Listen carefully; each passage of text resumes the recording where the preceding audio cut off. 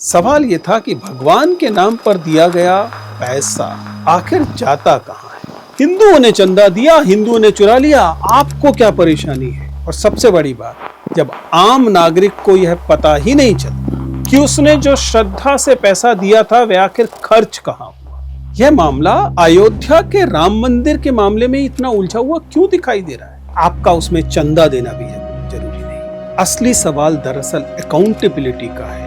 अगर करोड़ों लोग ईश्वर के नाम पर अपनी मेहनत की कमाई दान देते तो उस पैसे की जवाबदेही किसकी? क्या लोगों को दान बंद कर देना चाहिए? क्या जिस जगह आप दान दे रहे हैं वहां की गवर्नेंस में आपका भरोसा है? कुछ सुधार तो बिल्कुल साफ समझ। कम से कम बड़े धार्मिक ट्रस्ट जो है उनका कंपल्सरी इंडिपेंडेंट ऑडिट होना चाहिए। मंदिर के खातों का ऑडिट मांगना कैसे हिंदू धर्म पर हमला? जब आस्था पर सवाल नहीं। नमस्ते दोस्तों, प्लीज सिट डाउन में आपका स्वागत है। राम मंदिर से चंदे का गबन, लाखों रुपया, 8 गिरफ्तारियां, जूतों में, मोजों में, बाथरूम की टंकियों में छिपे हुए नोट, यही तस्वीरें आपको लगातार दिखाई दे रही हैं, सुर्खियों में रही हैं।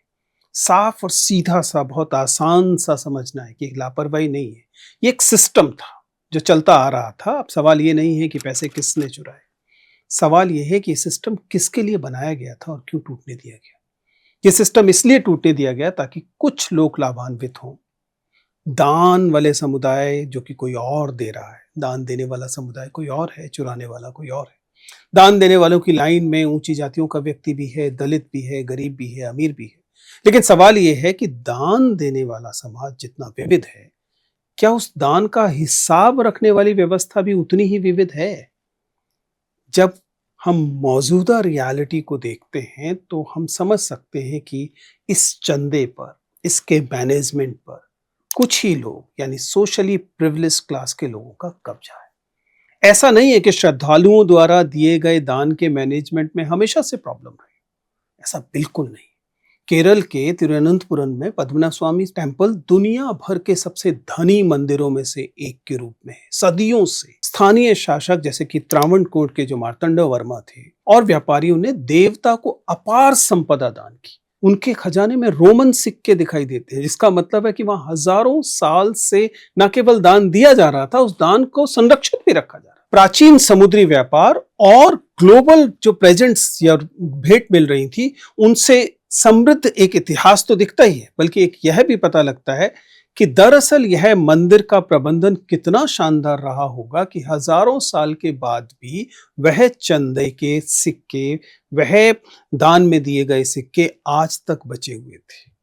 लेकिन आजकल लोग क्या कह रहे हैं? कुछ लोगों का कहना है कि हिंदुओं ने चंदा दिया, हिंदुओं ने चुरा लिया, आपको क्या परेशानी है? आप गए थे क्या? क्या आपने राम मंदिर के लिए कोई चंदा दिया था जो आप मांग रहे हैं चंदे का हिसाब? ऐसा बोलने वाले लोग वे हैं जो कुछ दिन पहले तक वक्फ बोर्ड के बिल के दौरान ये कह रहे थे कि मामला धार्मिक मुद्दा नहीं है, देश की आर्थिक सामाजिक संरचना का मुद्दा है। अकाउंटेबिलिटी की डिमांड तब आप कर रहे थे और आज आपको अचानक अकाउंटेबिलिटी की मांग करने वाले लोग विरोधी दिखाई दे रहे हैं।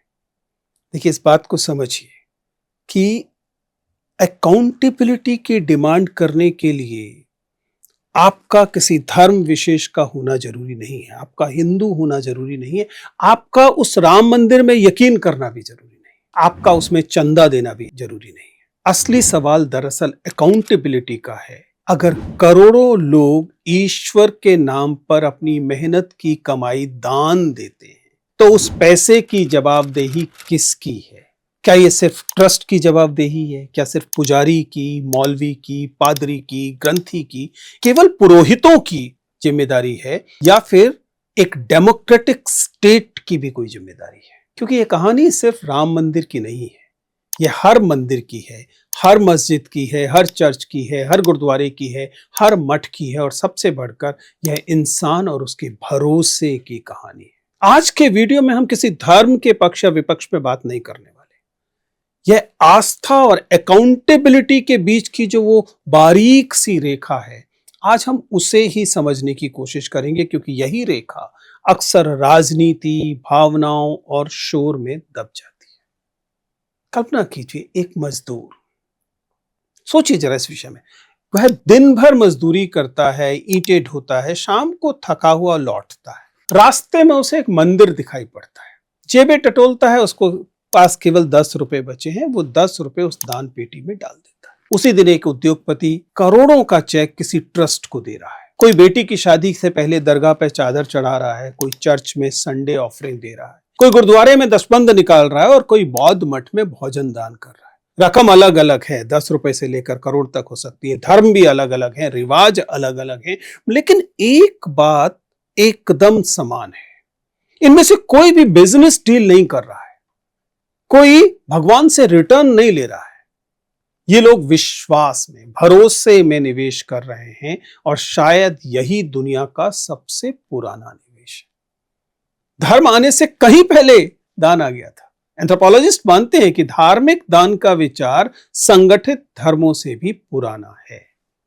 जब इंसान बिजली को देवता मानता था, बारिश से संवाद करता था, पहले लोग मुद्रा नहीं, अनाज, पशु, फसल का हिस्सा देते थे और यह सिर्फ लेन देन नहीं था, यह प्रकृति और मनुष्य के बीच एक सिंबॉलिक रिश्ता था। 1925 में फ्रांसीसी समाजशास्त्री मार्सेल मॉस ने अपनी किताब द गिफ्ट में एक बात लिखी है जो आज तक गूंजती है। दुनिया में कोई भी उपहार पूरी तरह मुफ्त नहीं होता, क्योंकि हर उपहार एक नैतिक बंधन बनाता है, एक सामाजिक भरोसा।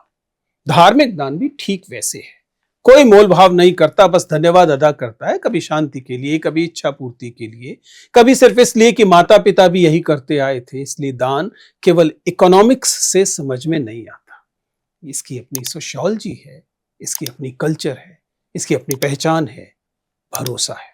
सोशियोलॉजिस्ट एमएल दुर्खीम कहते हैं, धर्म सिर्फ भगवान की पूजा नहीं, समाज को जोड़ने वाली शक्ति है। जब लोग मिलजुल कर किसी पवित्र चीज में भरोसा करते हैं, विश्वास करते हैं, तो सिर्फ ईश्वर से नहीं, दरअसल एक दूसरे से जुड़ रहे होते हैं। यही वजह है कि दान सिर्फ पैसे का प्रवाह नहीं बनाता, विश्वास का पूरा नेटवर्क बनाता है। अब सवाल यह उठता है कि धर्म में दान होता क्यों है? अगर आपको लगता है कि दान सिर्फ हिंदू परंपरा में, तो इतिहास आपको हैरान करेगा। हिंदू धर्म में दान को धर्म का आधार माना गया है। ऋग्वेद से महाभारत तक अन्नदान, विद्यादान, जलदान, गोदान, इन तब सबका जिक्र मिलता है। इस्लाम में भी ज़कात सिर्फ दान नहीं है, सामाजिक न्याय की एक पूरी व्यवस्था है। सदका स्वैच्छिक किस्म का, एक वॉलंटरी किस्म की करुणा है। और वक्फ जो है वो सार्वजनिक कल्याण के लिए संपत्ति स्थायी रूप से समर्पित करने का विचार है। ईसाई धर्म में जो टाइथ, आय का हिस्सा चर्च को देना, सदियों तक स्कूल, अस्पताल चलते रहे इससे। ऐसे ही सिख धर्म में दसबंद, यानी कि कमाई का करीब 10%, जिसपे दुनिया का सबसे बड़ा सामुदायिक भोजन कार्यक्रम यानी कि लंगर टिका हुआ है। कोई धर्म नहीं पूछता, कोई जाति नहीं पूछता, आप गुरुद्वारे पहुंचते हैं और आपको लंगर मिलता है। बौद्ध धर्म में दान सबसे बड़ा सद्गुण माना गया है। भिक्षु कमाते नहीं है, समाज उन्हें चलाता है, बदले में वे ज्ञान देते हैं। यानी कि धर्म अलग होंगे, ग्रंथ अलग होंगे, ईश्वर की कल्पना भी अलग होगी, यहां तक कि आपका ईश्वर में यकीन है या नहीं है, तब भी दान की संकल्पना होगी। सिद्धांत एक जैसा है, आपकी संपत्ति का हिस्सा समाज और पवित्र संस्था के लिए दिया जाना। यानी दान का मकसद धन इकट्ठा करना नहीं, धन का रीडिस्ट्रीब्यूशन करना है। और यहीं से शुरू होती है अगली कहानी, क्योंकि हजारों साल के लगातार दान ने कुछ धार्मिक संस्थाओं को सिर्फ पूजा स्थल नहीं रहने दिया, वे दुनिया की सबसे शक्तिशाली आर्थिक संस्थाएं बन गई। जहां आस्था के साथ संपत्ति जुड़ती है, वहां शक्ति आती है, राजनीति आती है, और इसलिए वहां जवाबदेही के, अकाउंटेबिलिटी के सवाल अपने आप जुड़ जाते हैं। सोच के देखिए ना, आज मंदिर सोचते ही मूर्ति, घंटी, आरती, ये सारी उपासना पद्धतियां याद आती हैं, लेकिन 1000 साल पीछे चलिए, चोल और विजयनगर काल में झांकिए। इतिहासकार बर्टन स्टील और उपिंदर सिंह के अनुसार बड़े मंदिर उस दौर के इकोनॉमिक हब होते थे। हर किसी संस्था के पास हजारों करोड़ की संपत्ति, सोना है, जमीन है, समाज का भरोसा है। पर उसके वित्तीय प्रबंधन, उसका जो फाइनेंशियल मैनेजमेंट है, उस पर सार्वजनिक निगरानी अगर लिमिटेड है, तब क्या होगा? जब आस्था पर सवाल नहीं, संस्था पर सवाल उठता है। सोच के देखिए। अक्सर हम एक बड़ी गलती कर बैठते हैं। जैसे ही किसी धार्मिक संस्था के वित्तीय प्रबंधन पर सवाल उठता है, हम उसे धर्म पर हमला मान लेते हैं।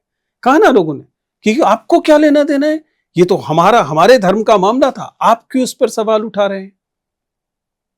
लेकिन डेमोक्रेसी में धर्म और उसका वित्तीय प्रशासन दो अलग अलग विषय हैं। याद कीजिए, पिछले दिनों कश्मीर के एक विश्वविद्यालय को इसलिए बंद कर दिया गया क्योंकि लोगों को यह आपत्ति थी कि यह एक संप्रदाय के चंदे से चल रहा मेडिकल कॉलेज है। आप समझ सकते हैं कि कैसे धर्म और इस फाइनेंशियल मैनेजमेंट को लोगों ने मिलाया। मंदिर के खातों का ऑडिट मांगना कैसे हिंदू धर्म पर हमला है। चर्च की पारदर्शिता की मांग करने से कैसे क्रिश्चियनिटी का विरोध होता है, या वक्फ संपत्ति का मैनेजमेंट जो है उसकी उस ट्रांसपेरेंसी की डिमांड करने से इस्लाम का अपमान कैसे होता है। लोकतंत्र में सवाल आस्था पर नहीं, संस्था पर उठते हैं। इतिहास का पैटर्न यही रहा है। जहां धन जमा होगा वहां शक्ति भी जमा होगी। यूरोप में चर्च की संपत्ति ने उसे एक पॉलिटिकल पावर बना दिया, और सेल ऑफ इंडल्जेंसीज जैसे विवादों ने रिफॉर्मेशन को जन्म दिया। अलग अलग इस्लामी देशों में वक्फ संपत्तियों के अतिक्रमण को लेकर समय समय पर कमीशंस बने हैं। अमेरिका में कई धर्मावलंबियों पर यह आरोप लगा कि उन्होंने दान का निजी इस्तेमाल किया है, जिसके बाद जो धार्मिक चैरिटी है उसकी निगरानी पर बहस शुरू हो गई। गौर कीजिए, इनमें से उदाहरण अलग अलग दिए गए, अलग अलग धर्मों से उदाहरण दिए गए, लेकिन समस्या अपने आप में रिलीजन को नहीं माना जा रहा था। समस्या किसे माना जा रहा था? गवर्नेंस को। भ्रष्टाचार हमेशा चोरी से शुरू हो जरूरी नहीं है। आधुनिक गवर्नेंस की स्टडीज कहती हैं कि भ्रष्टाचार तब शुरू हो जाता है जब दान का सही रिकॉर्ड नहीं रखा जाता, जब ऑडिट सार्वजनिक नहीं होते, जब ट्रस्टियों के हितों का टकराव होता है, जब कैश हैंडलिंग की कोई तय प्रक्रिया नहीं होती, जब वही व्यक्ति पैसा गिनता भी है और उसका ऑडिट भी करता है, और सबसे बड़ी बात, जब आम नागरिक को यह पता ही नहीं चलता कि उसने जो श्रद्धा से पैसा दिया था वह आखिर खर्च कहां हुआ। यानी भ्रष्टाचार अक्सर पैसा गायब होने से पहले शुरू हो जाता है, जब ट्रांसपेरेंसी समाप्त होती है। पब्लिक एडमिनिस्ट्रेशन की एक बेहद अहम थ्योरी है। इस केस को समझते हैं जिस केस से हमने बातचीत शुरू की थी। जून 2026 के शुरुआत में यह मामला एक स्थानीय राजनीतिक आरोप से शुरू होता है। समाजवादी पार्टी के विधायक है पवन पांडे, उन्होंने दावा किया कि दान की कुछ करोड़ रुपए की राशि का हिसाब नहीं मिल रहा। उस समय ट्रस्ट और स्टेट गवर्नमेंट ने शुरू में इसे खारिज कर दिया, लेकिन मामला थमा नहीं। 14 जून को ट्रस्ट के अपने अनुरोध पर उत्तर प्रदेश सरकार ने एक एसआईटी, 3 सदस्यीय एसआईटी गठित की। 25 जून को बीएनएस के तहत एफआईआर हुई। उसके बाद 8 लोगों की गिरफ्तारी हुई। कुछ सरकारी कर्मचारी, बैंक कर्मचारी भी इसमें शामिल हैं, और उसके बाद लगभग 80 लाख रुपए बरामद होने की बात है। 26 जून को ट्रस्ट के महासचिव चंपत राय और ट्रस्टी अनिल मिश्रा ने मॉरल रिस्पॉन्सिबिलिटी, नैतिक जिम्मेदारी लेते हुए इस्तीफा दे दिया। जांच अभी चल रही है, एसआईटी की फाइनल रिपोर्ट आने वाली है। अलग अलग सोर्सेज से हमने इन सूचनाओं को इकट्ठा किया है। यहां एक डेमोक्रेटिक प्रिंसिपल याद रखेगा, इन्वेस्टिगेशन अपने आप में कन्विक्शन नहीं, यानी कि जांच हो रही है। अभी हम निश्चित तौर पे नहीं कह सकते कि इस जांच में क्या निकलेगा। ये ध्यान रखिएगा, जांच कौन कर रहा है, क्या निकलेगा, इसे लेकर हमारे अपने संदेह होते हैं, वो अलग जगह पर। यह भी सही है कि जिन लोगों पर आरोप लगे उनको स्वाभाविक तौर पर अपनी डिफेंस का मौका भी मिलना चाहिए। नेचुरल जस्टिस यही कहता है। लेकिन एक दिलचस्प गहरी बात है, यह सिर्फ किसने चुराया से ज्यादा बड़ा सवाल है। यह मामला अयोध्या के राम मंदिर के मामले में इतना उलझा हुआ क्यों दिखाई दे रहा है? इसकी वजह है स्ट्रक्चर। श्री राम जन्मभूमि तीर्थ क्षेत्र ट्रस्ट किसी विशेष कानून के तहत नहीं बनाया गया, एक निजी ट्रस्ट डीड के तहत यह काम करता है। इसका जो रोजमर्रा का वित्तीय प्रबंधन है उसका ऑडिट पूरी तरीके से इंटरनली होता है। किसी थर्ड पार्टी, किसी बाहरी स्टैट्यूटरी जो निगरानी है उसके दायरे में ये नहीं है। कई भारत के जो दूसरे बड़े मंदिर हैं उनका अलग मॉडल है। तिरुपति का जो टीटीडी मॉडल है, यानी कि तिरुमला तिरुपति देवस्थानम, आंध्र प्रदेश के 1987 के एंडोमेंट कानून के तहत चलता है, जहां सरकार द्वारा संचालित ऑडिट कंपलसरी है। राज्य सीधे हस्तक्षेप कर सकता है, जैसे हाल में घी खरीद मामले में उन्होंने किया भी। तमिलनाडु में तो 46,000 से ज्यादा मंदिर एक अलग HR&C डिपार्टमेंट के तहत आते हैं, जहां हर मंदिर को अपना अकाउंट रखना होता है, सालाना ऑडिट कराना, ये सब कानूनी जरूरत है। यानी ऐसा नहीं है कि हिंदू मंदिर जैसी कोई कानूनी इकाई है ही नहीं। भारत में खुद हिंदू मंदिरों के भीतर ही गवर्नेंस के अलग अलग मॉडल पहले से मौजूद हैं। ये जो फर्क है, यही तय करता है कि ट्रांसपेरेंसी कितनी मजबूत या कमजोर होगी। मामला सिर्फ एक धर्म का नहीं है। अभी हाल में हिमाचल प्रदेश ने, उसके हाई कोर्ट ने एक फैसले में कहा कि मंदिर का धन देवता का है, राज्य का नहीं। पर साथ ही यह भी साफ किया कि मंदिर ट्रस्टों का खाता बनाए रखना और उनका नियमित ऑडिट कराना कानूनन जरूरी है। यानी कि अदालत खुद एक तरह की लाइन खींच रही है। आस्था को आप पवित्र मानते हैं, मानिए, पर हिसाब जरूरी है। और अगर बात करें कि यह मॉडल पहले कहां बेहतर काम कर रहा है, तो आप देखिए ना, सिखों के गुरुद्वारों को देखिए। श्रोमणी गुरुद्वारा प्रबंधक कमेटी, आप उसे लेकर आपकी 50 असहमतियां हो सकती हैं, लेकिन SGPC के खाते नियमित तौर पर ऑडिटर जनरल द्वारा, भारत के ऑडिटर जनरल द्वारा जांचे जा सकते हैं। ये कोई इमेजिनरी सजेशन नहीं है। भारत में धार्मिक ट्रस्टों का जो थर्ड पार्टी ऑडिट है, जो स्टैट्यूटरी ऑडिट है, उसके पहले से अवेलेबल मॉडल हैं, बस हर जगह लागू नहीं किए गए। क्यों नहीं किए गए, यह सवाल उठाना चाहिए। क्यों? कुछ समय से हम लगातार देखते हैं कि जहां जहां पब्लिक ट्रस्ट था, पब्लिक ट्रस्ट के नाम पर जहां जहां कंट्रीब्यूशन या कलेक्शन किया जा रहा था, वहां पर इस ओवरसाइट को, इस ऑडिटिंग को, इस ट्रांसपेरेंसी को कम करने की कोशिश की गई। आपको PM केयर जरूर याद आ रहा होगा। अक्सर लोग दो एकदम एक्सट्रीम विचार रखते हैं। या तो राज्य का धर्म से कोई लेना देना नहीं, सेक्युलरिज्म का जो एक्सट्रीम फॉर्म है, या फिर राज्य को धार्मिक संस्थाओं को पूरी तरह कंट्रोल करना चाहिए, यानी कि स्टेट कंट्रोल रिलीजन होना चाहिए। इंडियन कॉन्स्टिट्यूशन इन दोनों में से कोई भी बात नहीं करता। आर्टिकल 25 और 26 हर नागरिक और धार्मिक संस्था को स्वतंत्रता देते हैं, लेकिन साथ ही सुप्रीम कोर्ट ने कई फैसलों में यह स्पष्ट किया है कि धार्मिक आस्था और धार्मिक संस्थाओं का लौकिक यानी सेक्युलर प्रशासन दो अलग विषय हैं। पूजा पद्धति में राज्य दखल नहीं दे सकता। राज्य नहीं बताएगा कि आरती कब होनी चाहिए, कब नहीं होनी चाहिए। पर जहां सार्वजनिक धन आया, वो मजदूर का 10 रुपया जैसे ही आपकी गुल्लक में आया, यह ट्रस्ट, ये भरोसा, जैसे ही संपत्ति का सवाल आया, वह कानून के दायरे में उसका रेगुलेशन पॉसिबल है। यानी कि राज्य का काम धर्म चलाना नहीं है, पर जनता के भरोसे की रक्षा करना राज्य का संवैधानिक दायित्व है। कोई भी पूछ सकता है कि सवाल यह है कि इसका सॉल्यूशन क्या होगा। क्या लोगों को दान बंद कर देना चाहिए? देखिए, आप अपने भरोसे पर क्या सोचते हैं उसे देखिए। जहां आपका भरोसा है, आप चाहे तो दान दे सकते हैं, क्योंकि समस्या दान नहीं है, समस्या तो गवर्नेंस की क्वालिटी है।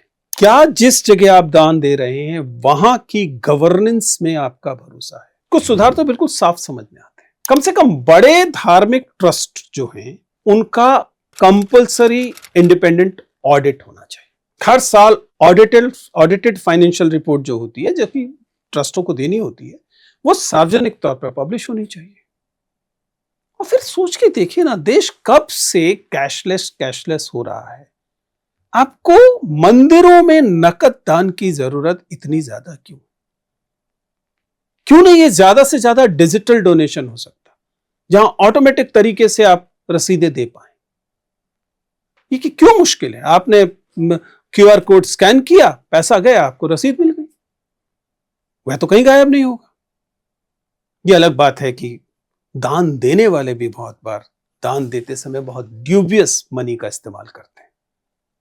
दान गिनने का जो सवाल है, उस समय बहुत सारे दूसरे तरीके अपनाए जा सकते हैं। ड्यूअल वेरिफिकेशन, दो अलग अलग लोग दान को गिनेंगे, वो बराबर निकलना चाहिए। सीसीटीवी हो, एसओपी उसका पूरा का पूरा तय हो। कौन ट्रस्टी बनेगा, कौन ट्रस्टी नहीं बनेगा, उसमें तो कम से कम कॉन्फ्लिक्ट ऑफ इंटरेस्ट को हटाया जा सकता है। जो पैसा इकट्ठा हुआ वह अगर वेलफेयर में खर्च हो रहा है तो उसकी तो सार्वजनिक रिपोर्टिंग हो सकती है ना। और सबसे जरूरी, धर्म कोई भी हो, आपके इस मैनेजमेंट को लेकर इक्वल तरीके से ट्रांसपेरेंसी होनी चाहिए। ना तो किसी को अलग से इसमें छूट मिले, ना अलग से किसी को निशाना बनाया जाए। नियम सबके लिए बराबर हो। हमने इस पूरे के पूरे वीडियो की शुरुआत एक सवाल से की थी। सवाल यह था कि भगवान के नाम पर दिया गया पैसा आखिर जाता कहां है। और शायद इस पूरे वीडियो की यात्रा के बाद एहसास हुआ कि असली सवाल पैसा तो कभी था ही नहीं। असली सवाल था जनता का भरोसा। एक मजदूर जब 10 रुपया दान करता है तो वो सिर्फ 10 रुपए नहीं देता, अपना भरोसा देता है। एक किसान जब अपनी फसल का हिस्सा मंदिर, मस्जिद, गुरुद्वारे को देता है तो सिर्फ अनाज नहीं, अपनी उम्मीद देता है। और किसी भी लोकतंत्र में यह उम्मीद या भरोसा सबसे पवित्र सार्वजनिक संपत्ति होता है। Doctor B R. अंबेडकर ने संविधान सभा में कहा था, constitutional morality is not a natural sentiment, it has to be cultivated. इसका मतलब सिर्फ संविधान का सम्मान करना नहीं है, इसका मतलब सत्ता को नियमों के भीतर रखना, संस्थाओं को व्यक्तियों से बड़ा बनाना और जनता के भरोसे को किसी भी संस्था से ऊपर रखना। किसी भी धार्मिक संस्था की असली ताकत इसी से नापी जानी चाहिए, क्या वो जनता के प्रति जवाबदेह है। और जब आस्था और जवाबदेही साथ चलते हैं तभी धर्म भी सुरक्षित रहता होगा, संविधान भी और जनता का भरोसा भी।